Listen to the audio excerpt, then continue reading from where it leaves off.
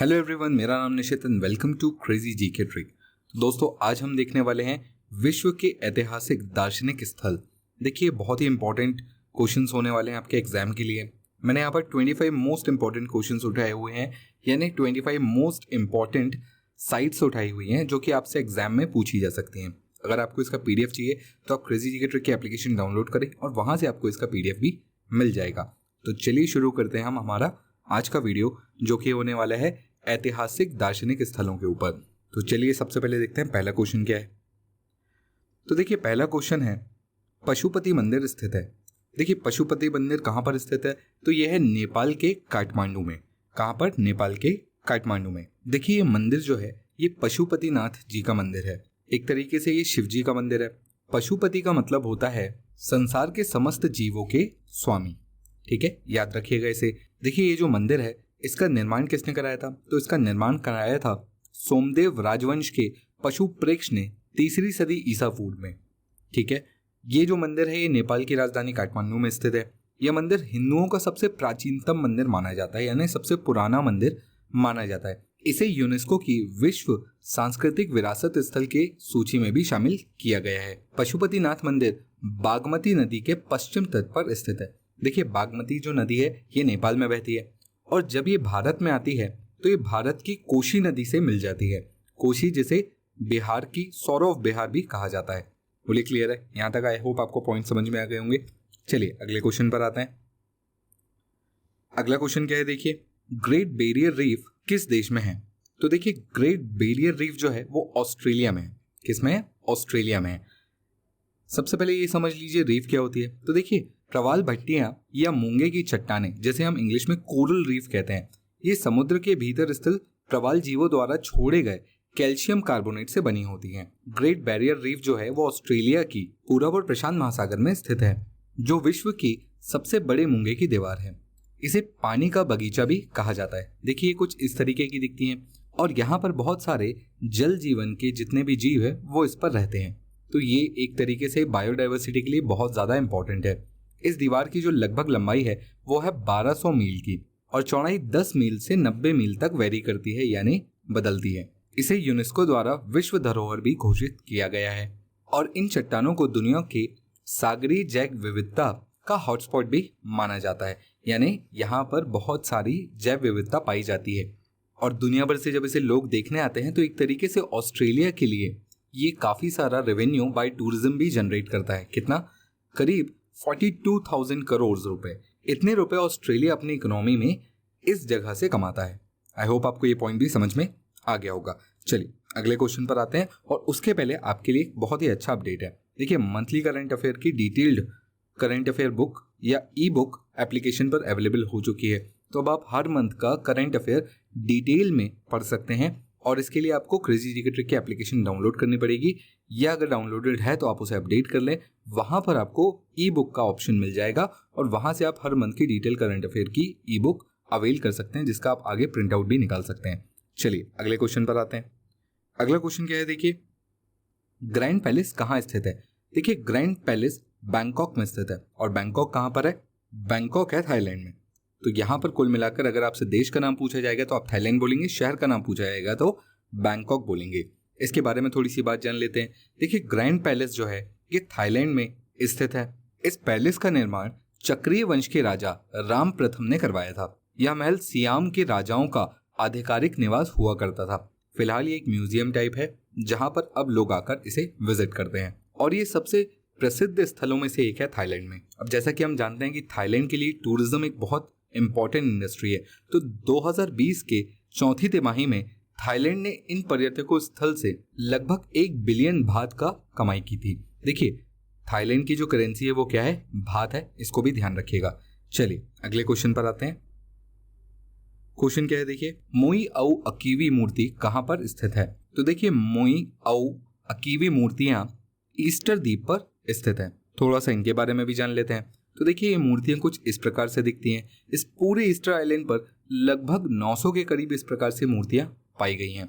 ये जो ईस्टर द्वीप है ये कहां पर है? तो ये पोलिनेशियाई त्रिकोण के सबसे दक्षिण पूर्व बिंदु पर एक पोलिनेशियाई द्वीप है। इन मूर्तियों को मोई के नाम से जाना जाता है और इनका निर्माण रोपा नुई लोगों ने करवाया था। 1995 में ईस्टर द्वीप को यूनेस्को के द्वारा विश्व धरोहर घोषित कर दिया गया था। आई होप आपको ये पॉइंट समझ में आ गया होगा। जितने भी पॉइंट्स हैं इंपॉर्टेंट है, एग्जाम में आपसे पूछ सकता है। चलिए आगे बढ़ते हैं, कुछ और इंपॉर्टेंट बातें करते हैं।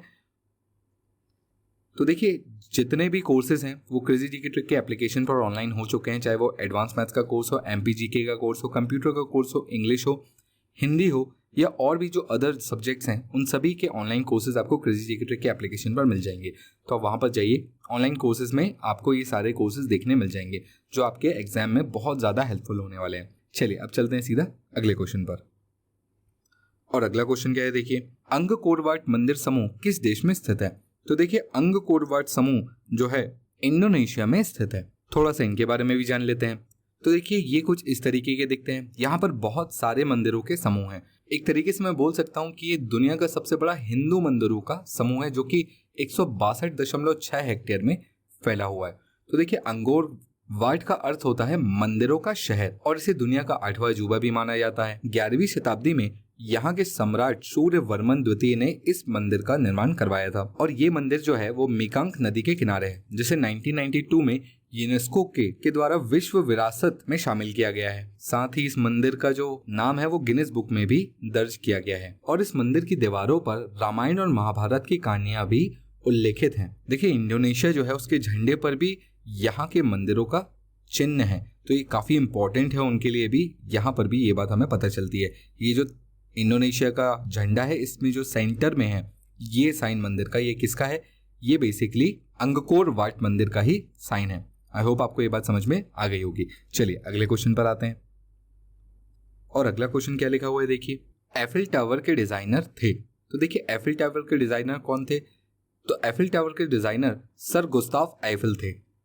इन्हीं के नाम पर एफिल टावर का नाम भी रखा गया है। आई होप आपने सभी ने एफिल टावर को देखा होगा पिक्स में कम से कम या वीडियोस में। ये फ्रांस की राजधानी पेरिस में स्थित है और ये सीन नदी के तट पर स्थित है। तो इसे भी ध्यान रखिएगा, काफी इंपॉर्टेंट है, एग्जाम में पूछ सकता है कि एफिल टावर किस नदी के किनारे स्थित है। तो ये सीन नदी के तट पर स्थित है। देखिए इसका निर्माण जो है वो 1887 से शुरू हुआ था और 1889 में लगभग 2 वर्ष के अंतराल में इसे कंप्लीट किया गया था। एफिल टावर के डिजाइनर मैंने भी आपको नाम बताया, सर गुस्ताव एफिल थे और इस टावर की ऊंचाई 324 मीटर है। इसे बनाया क्यों गया था? तो फ्रांसीसी क्रांति के 100 साल के पूरे होने पर, फ्रांसीसी क्रांति जब हुई थी तो उसके 100 साल के पूरे होने पर उस अवसर पर इसे बनाया गया था। आपको एक इंटरेस्टिंग फैक्ट बता दूं, एफिल टावर की जो नाइट की इमेज है ना, ये आप यूज नहीं कर सकते क्योंकि ऐसा करने पर आपको कॉपीराइट आ सकता है। नाइट की इमेजेस पर आपको बैन है या आपको वहाँ की अथॉरिटी से परमिशन लेनी पड़ेगी, तभी आप एफिल टावर की जो इमेजेस है इन्हें आप सोशल मीडिया पर डाल सकते हैं और उसके लिए उन्हें एक फी पेमेंट भी करना पड़ सकता है आपको। तो आई होप आपको ये पॉइंट पता चल गया होगा। चलिए अगले क्वेश्चन पर आते हैं। फीनिक्स फॉर्म कहाँ है? देखिए फीनिक्स फॉर्म दक्षिण अफ्रीका के डरबन में स्थित है। बहुत ही ज्यादा इंपॉर्टेंट क्वेश्चन है ये। ऐसा क्यों? क्योंकि फीनिक्स फॉर्म की जो स्थापना है वो महात्मा गांधी जी ने की थी। तो ये रही फीनिक्स फॉर्म की फोटो। यहाँ पर आप देख सकते हैं international printing press founded in 1903 by Mahatma Gandhi ji. इसके बारे में थोड़ी सी बात जान लेते हैं। इसे गांधी जी ने 1904 में बनाया था या ओपन किया था। ये जमीन 1000 पाउंड में गांधी जी द्वारा 1904 में खरीदी गई थी। फिनिक्स फॉर्म को सत्याग्रह का जन्म स्थल भी माना जाता है और यहीं से उनने अपनी पहली प्रिंटिंग प्रेस की शुरुआत भी की थी। और दक्षिण अफ्रीका ने गांधी जयंती पर डरबन में फिनिक्स फॉर्म को राष्ट्रीय धरोहर स्थल भी घोषित कर दिया है। और गांधी जी द्वारा जो पहला समाचार चलाया गया था इंडियन ओपिनियन, वो भी इसी फॉर्म से चलाया गया था। आई होप आपको ये पॉइंट भी पता चल गया होगा और ये काफी इंपॉर्टेंट क्वेश्चन है, एग्जाम में आपसे यहाँ से क्वेश्चन पूछ सकता है। तो ध्यान रखिएगा फिनिक्स फॉर्म कहाँ पर है? तो ये दक्षिण अफ्रीका के डरबन में स्थित है। चलिए अगले क्वेश्चन पर आते हैं। स्टैच्यू ऑफ लिबर्टी बना हुआ है। तो देखिए स्टैच्यू ऑफ लिबर्टी कहाँ बना हुआ है? तो ये यूएसए में बना हुआ है। हम सभी लोग जानते हैं, मूवीज में, पिक्स में हमने सभी ने स्टैच्यू ऑफ लिबर्टी की फोटो देखी हुई है। तो ये है स्टैच्यू ऑफ लिबर्टी। इसके बारे में भी बहुत सारे इंपॉर्टेंट फैक्ट्स हैं जानने के लिए। तो देखिए न्यूयॉर्क शहर में स्थित है सबसे पहले तो, और इसका पूरा नाम है लिबर्टी लाइटनिंग दी वर्ल्ड। ये जो प्रतिमा है एक महिला की है जो कि स्वतंत्रता की रोमन देवी लिबर्ट्स का प्रतिनिधित्व करती है और ये मूर्ति फ्रांस ने 1886 में अमेरिका को एज गिफ्ट या उपहार के रूप में दिया था। इसकी कुल ऊंचाई 305 फुट 1 इंच है और इसे बनाने के लिए लगभग 9 साल का समय लगा था। स्टैच्यू ऑफ लिबर्टी के ताज पर कुल 7 कीले हैं। ये जो आप देख पा रहे हैं ना, ये 7 कीले हैं और हर कील लगभग 9 फीट की है। और ये 7 कीले बेसिकली 7 महाद्वीपों को या 7 महासागरों को दर्शाती हैं। स्टैच्यू के बाएं हाथ पर एक किताब रखी हुई है जिस पर डेट लिखी हुई है 4 जुलाई 1776, जो कि रोमन नंबर्स में कुछ ऐसी दिखती है। और ये डेट अमेरिका की आज़ादी का दिन है, यानी अमेरिका किस दिन आज़ाद हुआ था, तो 4 जुलाई 1776 को अमेरिका आज़ाद हुआ था और वही डेट यहाँ पर किताब पर लिखी हुई है। साथ ही स्टैच्यू ऑफ लिबर्टी को 1984 में विश्व विरासत स्थल घोषित कर दिया गया था। तो ये थे कुछ फैक्ट्स स्टैच्यू ऑफ लिबर्टी के बारे में। चलिए अब चलते हैं अगले क्वेश्चन पर। विश्व के 7 नए अजूबों में चिचेन इटिजा को सम्मिलित किया गया है। यह कहाँ स्थित है? तो देखिए ये मैक्सिको में स्थित है। अब बेसिकली ये इमारत है क्या? तो ये इमारत एक तरह का पिरामिड है। पिरामिड आप समझते हैं ना, ये पिरामिड जैसा दिख रहा है आपको, तो ये एक प्रकार का पिरामिड है जो कि मैक्सिको में युकाटन राज्य के पूर्व भाग में स्थित है। इसे लगभग 1200 साल पहले माया सभ्यता के लोगों ने बनाया था और इसका निर्माण लगभग 400 एडी के आसपास हुआ था। इस मंदिर में कुल 365 सीढ़ियां हैं जो एक साल में हर एक दिन को रिप्रेजेंट करती हैं। तो आई होप आपको ये पॉइंट क्लियर हो गया होगा। काफी इंपॉर्टेंट क्वेश्चन है, ये भी आपसे पूछा जा सकता है, अभी ऐड हुआ था। चलिए अगले क्वेश्चन पर आते हैं। अगला क्वेश्चन देखिए क्या लिखा हुआ है। इंडोनेशिया में उस मंदिर का क्या नाम है जहां रामायण और महाभारत के चित्र बनाए गए हैं? तो देखिए ये मंदिर है बोरोबुदर। क्या नाम है इसका? बोरोबुदर। काफी इंपॉर्टेंट क्वेश्चन है ये, थोड़ा सा इसके बारे में भी जान लेते हैं। देखिए बोरोबुदर विहार जो है ये इंडोनेशिया के मध्य जावा प्रांत के मगेलांग नगर में स्थित है। इसका निर्माण 750 से 850 ईस्वी के मध्य महायान बौद्ध विहार के रूप में शैलेंद्र राजवंश के कार्यकाल में किया गया था। ये कुल 6 वर्गाकार चबूतरों के बेस पर बना हुआ है, यानी आधार पर बना हुआ है, जिसमें से 3 के ऊपर का जो भाग है वो वृत्ताकार है, यानी गोल है। इसमें 2679 मूर्तियां हैं और 504 बुद्ध मूर्तियां हैं। और यहाँ पर बौद्ध के साथ साथ हिंदू देवी देवताओं की प्रतिमाएं या कलाकृतियां भी देखने मिलती हैं। ये संसार का सबसे बड़ा बौद्ध विहार माना जाता है। इंपॉर्टेंट है, ध्यान रखिएगा इसे। क्वेश्चन में आपसे ये भी पूछ सकता है कि संसार का या वर्ल्ड का सबसे बड़ा बौद्ध विहार कौन सा है, तो वो है बोरोबुदर। बोलिए क्लियर है? चलिए अगले क्वेश्चन पर आते हैं। अगला क्वेश्चन क्या है देखिए, चीन की ग्रेट वॉल का निर्माण किसने कराया था? तो देखिए इसका निर्माण कराया था शी हुआंगतिन ने। काफी फेमस और काफी पॉपुलर है, हम सभी चीन की दीवार के बारे में जानते हैं। तो देखिए कुछ इस तरीके की दिखती है और जितनी बड़ी ये दीवार है उतने ही इंटरेस्टिंग इससे रिलेटेड फैक्ट्स हैं। इस दीवार का निर्माण करने में लगभग 2000 सालों का समय लगा है। इस दीवार को चीन के सम्राट शी हुआंग के द्वारा 220 ईस्वी पूर्व में बनवाने का निर्णय लिया गया। इस दीवार का मेन काम क्या था? तो आक्रमणकारियों से बचने के लिए इस दीवार को बनाया गया था। और आज हम जिस दीवार को देख सकते हैं उसका निर्माण 1474 ईस्वी में मिंग शासकों ने करवाया था। यह दीवार विश्व की सबसे बड़ी मानव निर्मित दीवार कहलाती है, जिसकी लंबाई लगभग 6400 किलोमीटर के आसपास है। 1970 में चीन ने ग्रेट वॉल ऑफ चाइना को आम पर्यटकों के लिए खोल दिया था और इसे यूनेस्को द्वारा 1987 में विश्व धरोहर सूची में शामिल कर लिया गया था। मंगोल शासक चंगेज खान ने वर्ष 1211 में इसे तोड़कर चीन पर हमला कर दिया था। तो ये थे कुछ फैक्ट्स जो कि ग्रेट वॉल ऑफ चाइना के बारे में थे। चलिए अगले क्वेश्चन पर आते हैं। पीसा की मीनार किस देश में स्थित है? तो देखिए पीसा की जो मीनार है वो इटली में स्थित है। दिखती कैसी है? पीसा की मीनार हम सभी ने देखी है कभी ना कभी, फोटोज में या वीडियोज में या मूवीज में। ये है पीसा की मीनार, थोड़ी सी झुकी हुई दिखती है ना, और यही इसका मेन पॉइंट ऑफ अट्रैक्शन भी है। ये मीनार लगभग 4 डिग्री पर झुकी हुई है। और कहाँ पर स्थित है ये है इटली में स्थित। तो क्या ये हमेशा से ही झुकी हुई थी? नहीं, ऐसा नहीं है। जब ये बनी थी तब ये बिल्कुल सीधी थी, बट उसके बाद ये लगातार झुकती ही जा रही है और इसी कारण दुनिया भर के लोग इसे देखने आते हैं। इसका निर्माण 1173 में शुरू हुआ था और लगभग 200 साल लगे थे इसे बनाने में। इसकी कुल लंबाई 179 फुट है और ये लगभग आज 4 डिग्री पर झुक चुकी है। दुनिया के 7 अजूबों में पीसा की मीनार भी शामिल है। जहां पर ये मीनार खड़ी है उस स्थल को कैथेड्रल स्क्वायर कहा जाता है। 1987 में इसे भी विश्व धरोहर स्थल घोषित कर दिया गया था। चलिए अगले क्वेश्चन पर आते हैं। गीजा का पिरामिड स्थित है? तो देखिए गीजा का पिरामिड कहाँ स्थित है, और ये हम सभी जानते हैं कि ये मिस्र में स्थित है। गीजा का पिरामिड हम सभी ने देखा हुआ है कभी ना कभी। इस मूर्ति को और इस बिल्डिंग को या इस पिरामिड को हम सभी लोग जानते हैं।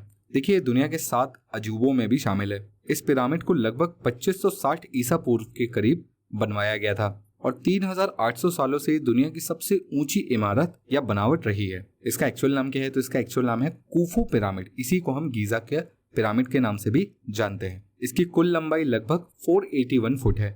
इसे मिस्र के राजा फेरो, जिसे हम बोलते थे, कुफू ने बनवाया था। मिस्रवासी जो हैं वो पिरामिड का इस्तेमाल वेधशाला, कैलेंडर, सनडायल, सूर्य की परिक्रमा में पृथ्वी की गति तथा प्रकाश के वेव को जानने के लिए करते थे। पिरामिड को गणित का जन्म कुंडली भी कहा जाता है, जिससे भविष्य की गणना भी की जा सकती है।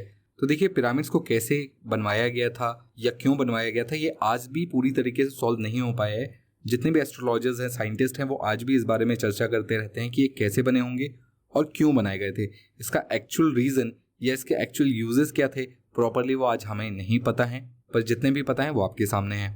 तो चलिए अब चलते हैं अगले क्वेश्चन पर। क्राइस्ट द रिडीमर का स्टैच्यू स्थित है? तो ये है ब्राजील में। कहाँ पर है? ब्राजील में। आप जब भी कभी ब्राजील के बारे में सर्च करेंगे या कभी मूवीज में आपने देखा होगा ब्राजील में, तो यहाँ पर ये स्टैच्यू जरूर दिखता होगा। और ये किसका है? ये है ईसा मसीह का। इस मूर्ति को कहा गया है क्राइस्ट द रिडीमर और इस मूर्ति को दुनिया के 7 अजूबों में भी शामिल किया गया है। इसकी ऊंचाई लगभग 98 फीट है। ये ब्राजील के रियो डी जेनेरियो के दक्षिण हिस्से में मौजूद है। इस मूर्ति को बनाने का विचार सबसे पहले कैथोलिक पादरी नाम पेड्रो मारिया बॉस के मन में आया था। यह मूर्ति 1931 में बनकर तैयार हो गई थी और इसे 12 अक्टूबर 1931 के लिए बाकी लोगों के लिए भी खोल दिया गया था ताकि वो आके यहाँ पर विजिट कर सकें या देख सकें। तो आई होप आपको ये पॉइंट भी क्लियर हो गया होगा। चलिए अब चलते हैं अगले क्वेश्चन पर। कोलोसियम किस देश में स्थित है? तो देखिए सबसे पहले तो ये समझिए कि कोलोसियम होता क्या है। तो ये एक प्रकार का स्टेडियम हुआ करता था। कहाँ पर? तो ये है इटली में। तो ये कोलोसियम एक प्रकार का स्टेडियम हुआ करता था जहां पर लोग बैठकर गेम्स देखा करते थे। देखिए कोलोसियम जो था वो रोम नगर में स्थित था और रोम साम्राज्य के राजाओं ने इसे एलिप्टिकल थिएटर के रूप में बनवाया हुआ था। इसका निर्माण लगभग 70 से 72 ईसा पूर्व के मध्य फ्लेवियन राजवंश के सम्राट वेस्पासियन द्वारा शुरू कराया गया था। साल 2007 में कोलोसियम को दुनिया के 7 अजूबों में से एक के रूप में चुना गया। कोलोसियम की दीवार की ऊंचाई 157 फीट और परिधि 1788 फीट है। इसमें कुल 80 से भी ज्यादा प्रवेश द्वार है और लगभग 50,000 लोगों की सीटिंग कैपेसिटी का था, यानी इस पर 50,000 लोग बैठ सकते थे। तो आई होप आपने इसके बारे में भी काफी कुछ इंटरेस्टिंग फैक्ट्स जाने होंगे। चलिए अब चलते हैं हमारे अगले क्वेश्चन पर। मुस्लिमों का पवित्र शहर मक्का किस देश में स्थित है? तो देखिए इसका आंसर हम सभी लोग जानते हैं, ये है सऊदी अरब में। मक्का, ये रही उसकी फोटो, हम सभी ने देखा हुआ है कभी ना कभी। मक्का जो है वो इस्लाम धर्म का सबसे पवित्र स्थल माना जाता है। यहाँ पर लोग काबा तीर्थ के दौरान आते हैं और यहाँ की जो सबसे बड़ी और प्रसिद्ध मस्जिद है वो है मस्जिद अल हरम। ऐसा माना जाता है कि इस स्थान पर पैगंबर मोहम्मद को दफनाया गया था। पास ही में मदीना शहर में इस्लाम धर्म से जुड़ी 3 प्रमुख और मस्जिदें हैं। कौन कौन सी है? मस्जिद अल नबीवी, जिसे पैगंबर का मस्जिद भी कहा जाता है। मस्जिद अल कुबा, जिसे इस्लाम के इतिहास का प्रथम मस्जिद कहा जाता है। मस्जिद अल किबलातौन, यह मस्जिद जिसमें से 2 किबलाओं की तरफ मुंह करके नमाज पढ़ी जाती है और इस्लाम धर्म में इसे जन्नत के दरवाजे के रूप में जाना जाता है। तो अगर मैंने मक्का के बारे में कुछ फैक्ट्स मिस कर दिए हैं तो प्लीज मुझे कमेंट सेक्शन में जरूर बताएं कि और क्या खास है मक्का में। चलिए हम चलते हैं अगले क्वेश्चन पर। पेट्रोपास कहाँ स्थित है? तो देखिए ये स्थित है जॉर्डन में। अब ये पेट्रोपास क्या है? तो बेसिकली पेट्रोपास कुछ इस तरीके का दिखता है। ये इमारत आधी हाथ से बनाई गई है और आधी चट्टानों से काट कर बनाई गई है। इस कारण ये काफी ज्यादा पर्यटकों के लिए एक बहुत ही अच्छा स्थल भी रहा है। जैसा कि मैंने आपको बताया, इसका निर्माण जॉर्डन शहर में हुआ है और ये एक ऐतिहासिक नगर का हिस्सा था। यहाँ के पत्थर जो कि लाल रंग के दिखते हैं, जिसकी वजह से इसे रोज सिटी के नाम से भी जाना जाता है। ऐसा माना जाता है कि पेट्रा को 312 ईस्वी पूर्व में स्थापित किया गया था। यह मुख्य रूप से नाबतीय नामक प्राचीन लोगों द्वारा बनाई गई थी और इस इमारत के बारे में सबसे पहले 1929 में खुदाई के दौरान पता चला था। पेट्रा को विश्व के 7 नए अजूबों में 2007 में शामिल किया गया था और इसे यूनेस्को द्वारा विश्व विरासत स्थलों की सूची में भी शामिल किया गया है। तो आई होप आपको ये पॉइंट भी समझ में आ गई होगी। चलिए अगले क्वेश्चन पर आते हैं।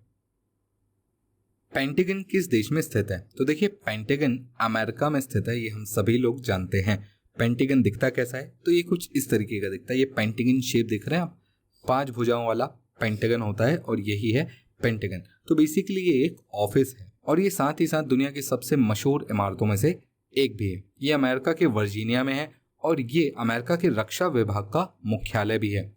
इसमें करीबन 25,000 से ज्यादा कर्मचारी काम करते हैं। पेंटागन की जो डिजाइन है वो अमेरिकी आर्टिस्ट जॉर्ज बर्जेस्टाम ने तैयार की थी। 14 जनवरी 1943 को इस इमारत को ऑफिस के रूप में खोल दिया गया था। इस इमारत का जो निर्माण है वो द्वितीय युद्ध के समय पर शुरू किया गया था। पेंटागन दुनिया की सबसे बड़ा ऑफिस बिल्डिंग है जो कि लगभग 17.5 मील कॉरिडोर बनाती है। तो आई होप आपने पेंटागन के बारे में काफी इंटरेस्टिंग फैक्ट्स जाने होंगे। चलिए अब चलते हैं अगले क्वेश्चन पर। एल्सी पैलेस कहाँ स्थित है? तो देखिए एल्सी पैलेस जो है वो फ्रांस में स्थित है। ये दिखता कैसा है?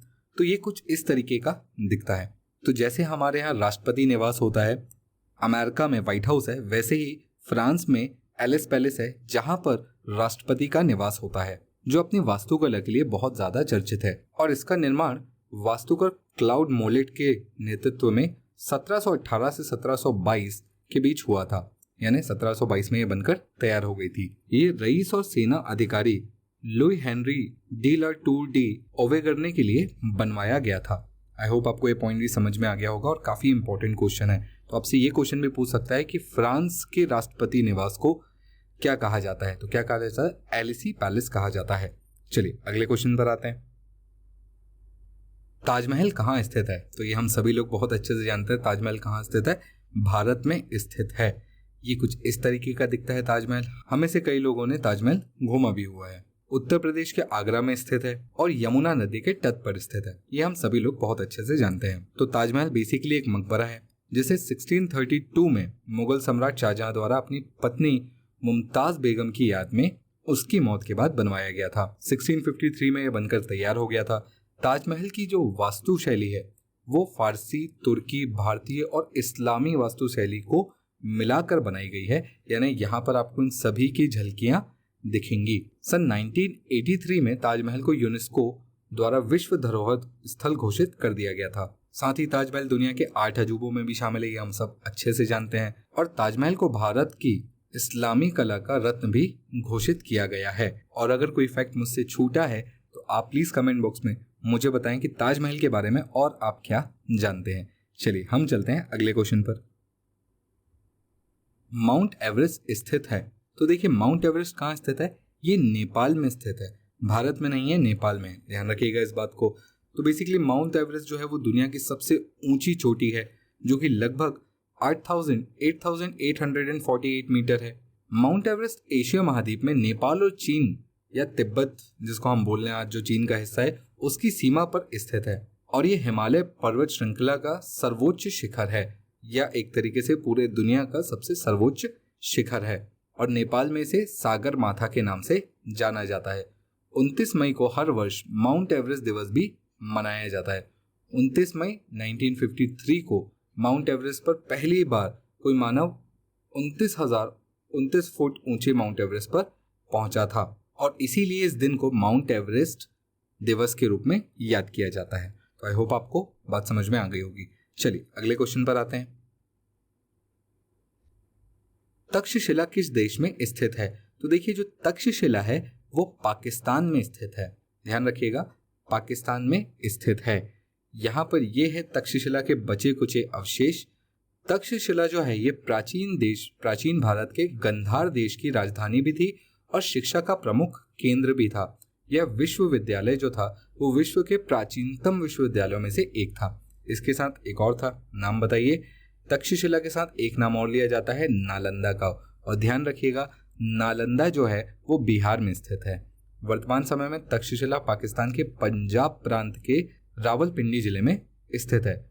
इस स्थल को 1980 में यूनेस्को की विश्व विरासत सूची में शामिल कर लिया गया था। तक्षशिला का उल्लेख या जानकारी ऋग्वेद में भी मिलती है। यह हिंदू एवं बौद्ध दोनों के लिए महत्वपूर्ण केंद्र था। चाणक्य यहीं पर आचार्य थे, हम सभी लोग अच्छे से जानते हैं।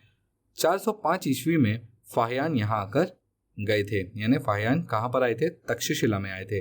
महाभारत में गंधार नरेश यानी शकुनी को गंधार नरेश भी कहा जाता है। गंधार कहाँ पर था? यही था गंधार नरेश। बोलिए क्लियर है, बात समझ में आई? गंधार देश का नरेश यानी गंधार का राजा गंधार नरेश शकुनी। चलिए अगले क्वेश्चन पर आते हैं। परसेपोलिस किस देश में स्थित है? तो देखिए ये ईरान में स्थित है। परसेपोलिस क्या है? तो एक प्रकार की इमारत है जिसे अखमेनिड साम्राज्य की औपचारिक राजधानी भी माना जाता है। परसेपोलिस ईरान के फार्स प्रांत में वर्तमान शहर शिराज में स्थित है। परसेपोलिस सबसे शुरुआती अवशेष लगभग 515 ईसा पूर्व के आसपास के हैं, यानी बेसिकली एक शहर था। प्राचीन फारसी लोग इस शहर को पारस के नाम से जानते थे, जिसका अर्थ है फारसियों का शहर। यूनेस्को ने परसेपोलिस के किले को 1979 में विश्व विरासत स्थल घोषित किया था। तो आई होप आपको ये पॉइंट भी समझ में आ गया होगा। चलिए अब चलते हैं अगले क्वेश्चन पर। भारत में नालंदा विश्वविद्यालय किस राज्य में स्थित है? देखिए अभी थोड़ी देर पहले ही मैंने आपको बताया था कि नालंदा कहाँ पर स्थित है? बिहार में स्थित है। बोलिए क्लियर है? देखिए ये है कुछ नालंदा के बचे कुछ अवशेष, ये कुछ इस तरीके से दिखता था।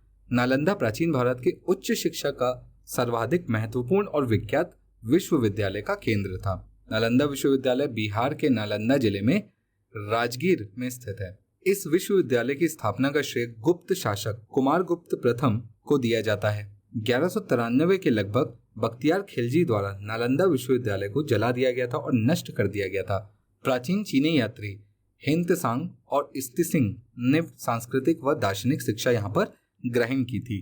तो आई होप आपको ये पॉइंट भी समझ में आ गया होगा। नालंदा काफी इंपॉर्टेंट यूनिवर्सिटी थी पहले के टाइम पर। चलिए अब आते हैं हमारे आज के आखिरी क्वेश्चन पर। माचू पिच्चू पेरू स्थित है। तो देखिए ये कहां पर स्थित है? तो ये पेरू में स्थित है। कहां पर? पेरू में। ये कुछ इस टाइप के दिखते हैं। माचू पिच्चू दक्षिण अमेरिका देश पेरू में स्थित इक्का सभ्यता से जुड़ा हुआ एक ऐतिहासिक स्थल है। माचू पिच्चू को इक्काओं का खोया हुआ शहर के नाम से भी जाना जाता है। 1430 ईस्वी पूर्व में इक्काओं ने माचू पिच्चू का निर्माण करवाया था। यह माचू पिच्चू इक्का शासन के सबसे खास प्रतीकों में से एक है। इसे 1983 में यूनेस्को द्वारा विश्व धरोहर स्थल की सूची में भी शामिल किया गया था। 7 जुलाई 2007 को ये दुनिया के 7 अजूबों की श्रेणी में भी आ गया और इसकी खोज 1911 में अमेरिकी इतिहासकार हिरम बिदम ने की थी। तो आई होप आपको ये सारे क्वेश्चन समझ में आ गए होंगे। बहुत ही इंपॉर्टेंट पॉइंट्स हैं ये सारे के सारे, जितनी भी आज हमने साइट्स डिस्कस की, इनमें से आपको श्योरली एग्जाम में क्वेश्चंस देखने मिलेंगे। तो इन्हें अच्छे से पढ़ के जाइएगा। जैसा कि मैंने आपको पहले भी बोला, अगर आपको पीडीएफ चाहिए तो एप्लीकेशन में जाके आप पीडीएफ भी ले सकते हैं। तो आई होप आपको ये वीडियो पसंद आया होगा। पसंद आए तो लाइक करिए, शेयर करिए और चैनल को सब्सक्राइब करिए। हम मिलते हैं अगले वीडियो में। तब तक keep studying and stay safe. Thank you.